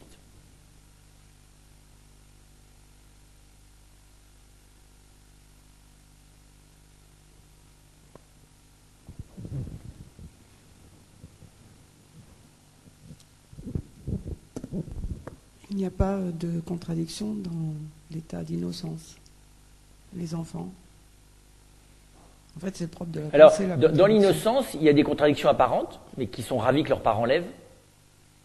Hein, vous savez, c'est l'enfant qui vous dit, mais voilà, si t'es né de ton grand-père, et ton grand-père est né de ton arrière-grand-père, et à la fin, c'est qui était le premier, et si avant c'était Dieu, et avant c'était de qui Dieu est né, et c'est qui a fait Dieu. Donc les enfants, ils aiment bien qu'on résolve leurs contradictions apparentes. Et ils ont une grande confiance que les adultes en sont capables. Et c'est vrai que le propre du trauma infantile, c'est d'être face à une contradiction inassumable. Et en fait, c'est le propre de la pensée, la contradiction. Parce que si on va par là, les animaux... Non, je dirais que c'est la force... la contradiction, c'est le propre de la pensée quand elle commence à être comment on va dire ça, dans un environnement agressif, violent, complexe, pressé, rapide, voilà. Est-ce que la pensée lente, humble, progressive, à plusieurs, passe nécessairement par la contradiction? Je crois pas. Mais ça, c'est pas possible, c'est du rêve. Si, je pense que oui. La lenteur même. Oui, apparente. Pas la contradiction. Apparente. La contradiction, mais que apparente. Parce qu'effectivement, si je prends la contradiction, elle devient une contradiction réelle quand les choix que je pose, ça n'ont pas pris le temps d'avoir été discernés dans la paix ou ont des conséquences qui sont une catastrophe sur les autres. Mais ça, en situation, de toute façon, ça n'existe pas la situation d'innocence, hein, mais dans une véritable innocence, puisque l'enfant il n'est pas innocent, bien sûr. Dans une véritable innocence, parce qu'il est tout sauf patient, l'enfant. Il est en combat et en violence intérieure sur plein de choses. L'enfant, la toute petite enfance. Ah mais moi je pense que dès la toute petite enfance, sinon les enfants ne pleureraient pas. Pourquoi ils pleurent? Ça c'est les sensations, c'est pas une pensée. Oh non, vous croyez qu'ils pleurent à cause des sensations? Pas du tout. Qu'est-ce qu'il y a d'agressif? S'ils ont faim? Non, un enfant ne pleure pas à cause uniquement de la pensée, de la sensation. On n'a aucun moyen de démontrer. Les animaux ne pleurent pas. Hein. Ben, les animaux aussi ont faim, ils ne pleurent pas. Vous n'avez jamais vu un petit veau ou un petit qui se met tout d'un coup à... Bien sûr que si, il crie pour avoir ce qu'il veut. C'est bizarre, ils y vont spontanément. Alors évidemment, ça ne se passe pas bien s'ils n'y accèdent pas. Oui, mais les mammifères supérieurs. Hein. C'est pareil pour le bébé. Hein. Vous dites? C'est pareil pour le bébé. Il n'a pas moyen d'accéder. Il crie parce qu'il a faim, si on lui donne tout de suite... si on lui donne, mais c'est tragique, il n'a pas moyen d'y accéder. Le veau, c'est pareil, il va mugir tant qu'il n'aura pas... Bien sûr que si. Bien sûr que si. Non, vous, il se précipite à l'endroit où il... Les animaux, des chats qui ont faim, ils miaulent. Hein. S'ils n'ont pas accès à la nourriture, oui. S'ils n'ont pas accès à la nourriture. Les besoins primaires, j'allais dire, qui ne sont pas résolus. Oui, s'ils n'ont pas accès. Même une plante, elle va... Mais un enfant pleure même quand il même quand il n'a pas faim. Le caprice d'un enfant d'1 an, c'est du caprice d'un enfant d'1 an. Il ne pleure pas parce qu'il souffre. Ou s'il souffre, c'est pas uniquement pour des raisons physiques. Souffrance physique, oui. Bah, si tous les enfants pleuraient parce qu'ils ont mal quelque part, ça se saurait. Ils ont pas mal sensiblement. Ils ont mal psychiquement, oui. C'est très bizarre, ça. Mais d'où vient du fait qu'ils ont mal psychiquement? Oui, ils sont des fois environnés ça n'existe pas, les enfants qui, ayant beau, faites expérience, vous environnez un enfant d'amour 24 heures sur 24 pendant 10 jours, vous le nourrissez chaque fois qu'il a faim, je peux vous garantir qu'il va pleurer quand même. Ce qui montre bien qu'il est déjà dans le conflit intrapsychique. Ah ben moi je connais aucune maman qui m'ait dit que son enfant n'a jamais pleuré. Enfin, ou que même sur une durée de grande attention à l'enfant, il ne pleure pas. Toutes les mamans de la Terre rencontrent des impasses où tout d'un coup, elles comblent leur enfant d'attention, d'amour, d'intelligence. Alors des fois, effectivement, comme vous dites, elles découvrent qu'il y a un mal quelque part qu'elles n'avaient pas vu. Mais des fois, il n'y a pas de mal sur le plan physique. Par contre, il y a du mal sur le plan psychique, oui. On le voit bien, d'ailleurs, quand on voit de près l'enfant, il est traversé par des effrois, par des terreurs, par des paniques. Ça vient d'où, ça? Ça montre bien que, à l'intérieur, il ne se fabrique pas dans la progressivité linéaire et lente. C'est très clair, il y a une part d'affectivité déjà contradictoire qu'il porte. Alors qu'on voit d'ailleurs apparaître déjà au bout d'1 an, les enfants ont des désirs contradictoires très tôt.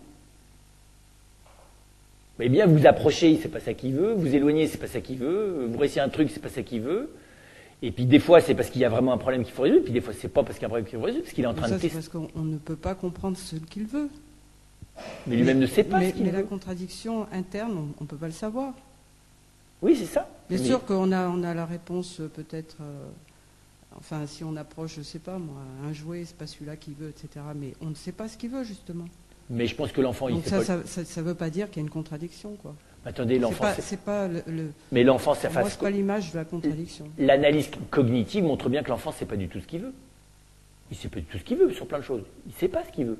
Présentement, il est agi par le désir. Et comme le désir, il a des choses contradictoires, c'est le propre de l'enfant. Il apprend, mais au début, il sait pas du tout ce qu'il veut. Si à chaque fois, il y avait une volonté et simplement une difficulté herméneutique avec derrière une solution une fois qu'on a compris ce qu'il veut, mais ça fait longtemps qu'on aurait des mamans géniales qui se débrouilleraient pour qu'au moins pour un temps, à des moments stratégiques, ils ne pleurent pas. Moi, j'ai vu des mamans, pourtant très intelligentes et très attentionnées, et qui n'arrivent pas qui ont tout prévu au moment où on voit ça du baptême. Il suffit 3 fois rien pour que l'enfant parte dans quelque chose, alors qu'on a du mal à décrypter, mais qui n'est pas de l'ordre du fait qu'il veut quelque chose et qu'on ne le lui donne pas. Mais qu'il est habité par des désirs et une affectivité contradictoire. Mais comme on le voit à l'état adulte, l'émotivité, elle est jamais complètement gérée. Elle est encore moins gérée chez l'enfant que chez l'adulte. L'adulte, c'est plutôt quelqu'un qui essaye d'apprendre à gérer son émotivité, même si au moment de l'adolescence, elle change de format, quoi. Donc c'est pour ça que tout ce qu'on a acquis dans la gestion de l'affectivité jusqu'à l'âge de latence est tout d'un coup totalement en grande partie remis en cause, parce qu'à l'adolescence, les hormones et la croissance physique et affective fait que tout d'un coup, ça redevient une espèce de truc anarchique. Et donc, je pense qu'il y a des contradictions affectives, mais permanentes. Ensuite, est-ce qu'un état d'innocence sereine donnerait lieu à de la contradiction? Je pense à des contradictions apparentes, mais je ne suis pas certain qu'elles donneraient lieu à des contradictions tragiques. C'est à la sérénité, parce que la sérénité, justement, elle impliquerait qu'il n'y ait aucune contradiction. Oui, c'est pour ça que moi, je ne dirais pas qu'a priori, quelqu'un qui serait, encore une fois, dans une innocence progressive, qui a le temps d'apprendre, je ne vois pas ce qui l'obligerait à demeurer dans des contradictions. Elle se poserait, parce que dans la compréhension, inévitablement, je passe par des apparences contradictoires qu'il faut que je dépasse. Le lointain et le proche, il y a des choses que je croyais qu'elles étaient proches, elles sont lointaines. Il y a des choses que j'avais cru comprendre là, mais en fait, transposer là, ça ne marche pas. Donc ça, cette contradiction-là, je ne peux pas éviter d'avoir à lui faire face. Je pense que les contradictions qui relèvent de dysfonctionnement dans le choix, de dysfonctionnement relationnel, je pense que dans un vrai état d'innocence, il y aurait des tensions, il y aurait des contraires, mais il n'y aurait pas de contradiction. Non, je pense que la contradiction, c'est parce que il y a quelque chose en nous qui a perdu la boussole du bien, très profondément. Si on se réfère aux animaux, c'est pour ça que je passe l'innocence également. On est quand même d'abord animaux aussi. Donc pour moi, c'est à la suite de ça que je me disais, la contradiction, c'est quand même le propre de l'homme. Alors, je suis assez d'accord avec vous. Mais je pense que la raison de c'est pour ça que c'est le propre de l'homme et d'un homme qui a perdu la boussole du bien. Et je ne pense pas que l'homme, il est intrinsèquement n'ayant pas de boussole du bien. Je pense qu'elle est cassée, moi. Je pense qu'elle est cassée parce que entre les hésitations face aux contradictions apparentes qui seraient inévitables dans une vie humaine, hein, et le drame de plus savoir où est la boussole, et ça, je pense que c'est très profond. C'est-à-dire qu'on n'a que des morceaux de discernement du bien. Qu'est-ce qui est vraiment bon pour nous? On est paumé, hein. Alors on a des morceaux de discernement grâce à autrui, parcellaires, par moment, et je pense que les contradictions, comment vous dire ça, les contradictions, celles qu'on doit résoudre, et les contradictions qui demeurent, elles sont liées au fait que notre capacité à discerner le bien et à s'y engager en temps opportun, de manière stratégiquement toujours opportune, est un peu cassée. Un peu. On n'a pas perdu tout sens du bien sur des choses élémentaires. Mais c'est quand même, on est démesurément quand même inintelligent hein, sur le discernement de ce qui est vraiment approprié à autrui. Et c'est quand même énorme qu'un animal aussi perfectionné, enfin, c'est comment dire ça, c'est comme une Ferrari qui a un embrayage qui fonctionne pas, quoi. Donc il y a un truc quand même là qui va pas très bien, quoi. Et simultanément, je vous dis, en tout cas, les contraires, la gestion des contraires, l'exercice de la liberté, je pense, font intrinsèquement. Donc on peut dire en tout cas que, vu l'état dans lequel on est aujourd'hui, là vous avez tout à fait raison, manifestement, non seulement nous sommes caractérisés par la contradiction, mais d'une manière qui est quand même relativement tragique. Et donc qui n'est pas qu'à notre bénéfice, c'est ça que je veux dire. Parce que dire qu'à la fin, la contradiction se retourne toujours au bénéfice de l'humain, ça je crois que c'est pas du tout vrai. Il y a des contradictions qui sont vraiment fatales. La folie en est magnifique. La folie, c'est quand même l'état de stabilisation, l'état de résolution de la contradiction qui me met définitivement en dehors d'une perception juste de la réalité. C'est quand même problématique. Hein. Et on a tous un endroit un peu fou, au sens des endroits où un truc qui colle pas bien dans le discernement et la mise en œuvre, encore une fois, de ce qui est bon. On est très bon à certains endroits et on a tous des lieux d'incompétence qui ne peuvent pas être sereines, quoi. Alors qu'on va expliquer par des problématiques transgénérationnelles et tout ce qu'on voudra. Après ça, on trouve des causalités matérielles. Mais voilà, donc je dirais que l'homme est un animal splendidement libre, tragiquement contradictoire, et qui ne peut, pour moi, atténuer ce qu'il y a de tragique dans la contradiction, sans la supprimer, que par une altérité confiante. Et j'ajouterais persévérante aussi.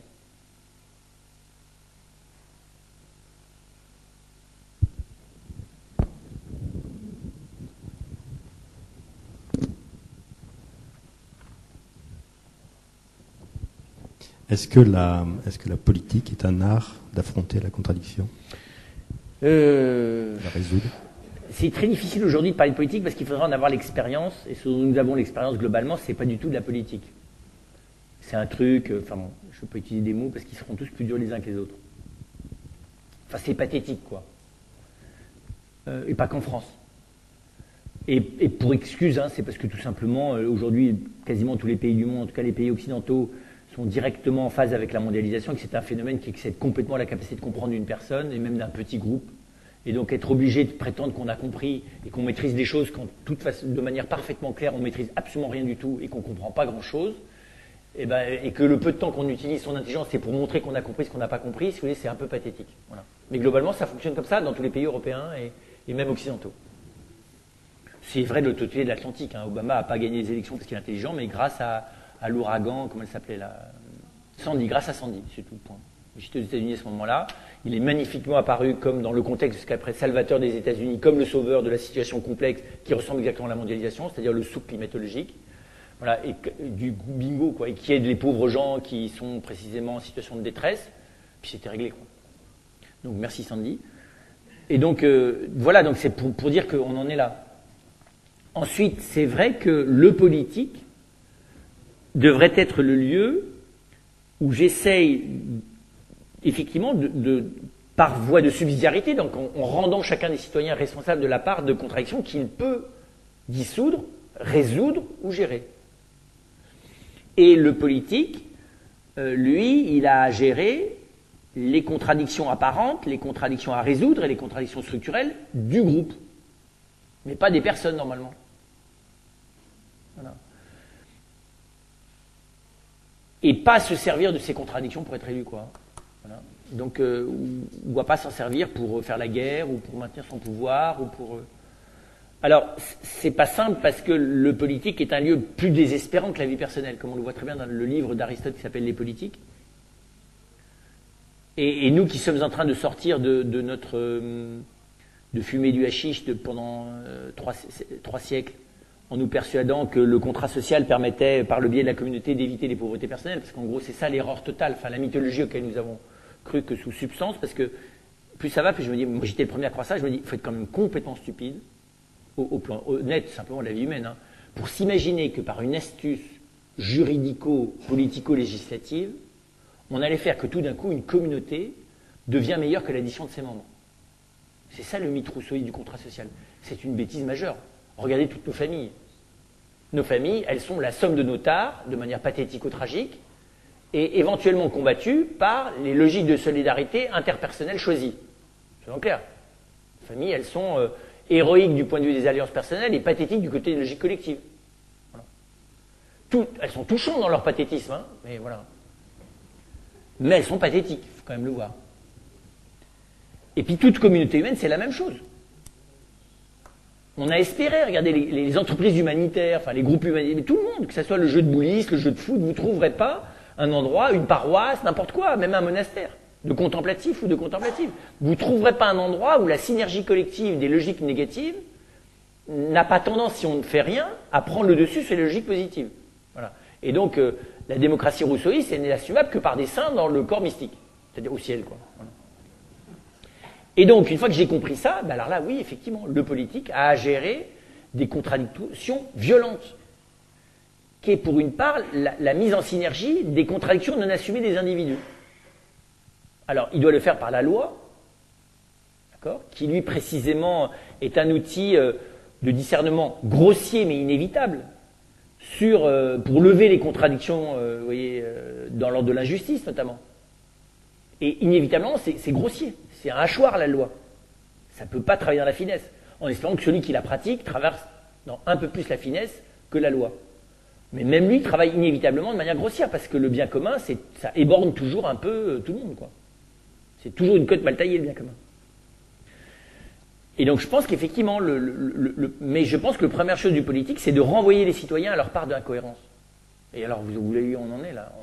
C'est pathétique, dans ce sens que si on renvoyait aujourd'hui violemment chacun des citoyens français aux graves incohérences contradictoires dans lesquelles il alimente la dynamique collective de manière autodestructrice, pour être plus clair, peut-être qu'on pourrait faire quelque chose. C'est-à-dire qu'en gros, une société qui se prétend démocratique réclame des citoyens dont le souci premier 24 heures sur 24 est l'acquisition de la vertu. Et dans un monde qui est celui du matérialisme contemporain, de vertu héroïque. Parce que plus tu as d'alcool, plus tu as d'internet, plus tu as de possibilité de trahir ta femme, plus il faut que tes vertus soient héroïques. Donc si tu veux d'un côté un monde qui te propose le maximum de l'imaginaire et du plaisir 24 heures sur 24, et qui en plus viennent te chercher dans tous les endroits où tu n'avais pas envie, mais on pourrait te donner envie parce qu'il faut que tu vendes, bah, c'est normal qu'à côté de ça, il ne faut pas simplement que les citoyens acquièrent de manière acharnée la vertu, mais héroïque. Si on est honnête. Enfin, il faut être juste lucide, quoi.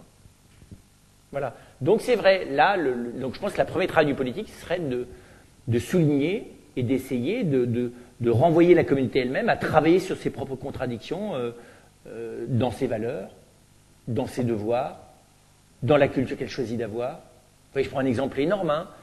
Aujourd'hui, les gens vraiment compétents médicalement définissent la pédophilie comme la manière précisément contradictoire dont un enfant se trouve de manière contradictoire avec sa propre affectivité et son propre rapport au corps face à la sexualité adulte. À ce titre-là, Internet est un moyen de diffusion de la pédophilie à très haut niveau. D'accord ? Ça veut dire que chaque fois qu'un gamin prépubère ou même adolescent est confronté visuellement à une modalité de la sexualité qui est impensable pour lui, il est agressé de manière pédophile. Eh bien, typique. On est dans la contradiction absolue. On veut la licence totale mais on veut que ces choses-là soient sévèrement sanctionnées. Enfin, vous voyez, voilà. Donc c'est ce genre de choses-là, il faudrait qu'on soit face à ça. Et qu'on soit renvoyé à nos contradictions. Pour moi, ça fait partie du boulot normalement honnête du politique, s'il veut que, dans l'apparence démocratique, sa société ne se transforme pas en horde sauvage. Voilà. Et l'allusion à l'actualité est volontaire. Comment vous voulez prétendre être la première démocratie du monde, dans laquelle la liberté et la recherche du bien est la plus effective, et permettre comme premier amendement que chacun a le droit d'avoir une arme pour se défendre contre autrui, y compris un fusil d'assaut? Il faut se calmer. On est à la contradiction absolue. Absolue. C'est tout simple. Alors on a les nôtres, hein. Nous, c'est plusieurs fois, c'est de mettre liberté avant égalité, et égalité avant fraternité. C'est la contradiction totale. Commencer par la liberté, c'est ne jamais arriver à la fraternité, et sûrement pas l'égalité.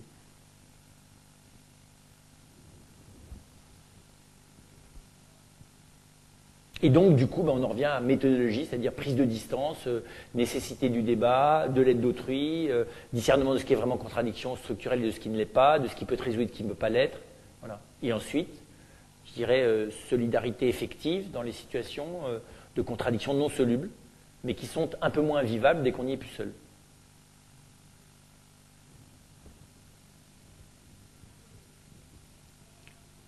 Allez bien dormir.